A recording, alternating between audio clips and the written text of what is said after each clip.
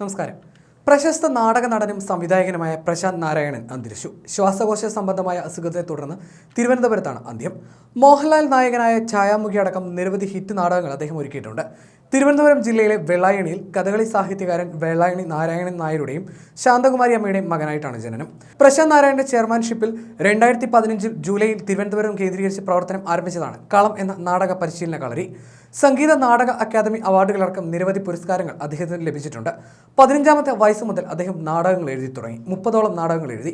60-ൽ പരം നാടകങ്ങൾ സംവിധാനം ചെയ്തിട്ടുണ്ട്. നാടകരചയിതാവ്, സംവിധായകൻ, നടൻ, കോളമിസ്റ്റ്, വാഗ്മി, കഥകളി നടൻ, കഥകളി സാഹിത്യകാരൻ, അധ്യാപകൻ, പത്രപ്രവർത്തകൻ എന്നീ നിലകളിൽ പ്രശസ്തനാണ്. 2008-ൽ മോഹൻലാലിനെയും മുകേഷിനെയും ഉൾപ്പെടുത്തി ചെയ്ത ഛായാമുഖി എന്ന നാടകം ഏറെ ശ്രദ്ധ പിടിച്ചുപറ്റി. 2003-ൽ കേരള സംഗീത നാടക അക്കാദമിയുടെ മികച്ച നാടക രചനയ്ക്കുള്ള അവാർഡ്, 2011-ൽ ദുർഗാദത്ത പുരസ്കാരം, 2015-ൽ AP കളക്കാട് അവാർഡ്, 2016-ൽ അബുദാബി ശക്തി അവാർഡ് തുടങ്ങി നിരവധി പുരസ്കാരങ്ങൾ അദ്ദേഹത്തിന് ലഭിച്ചിട്ടുണ്ട്.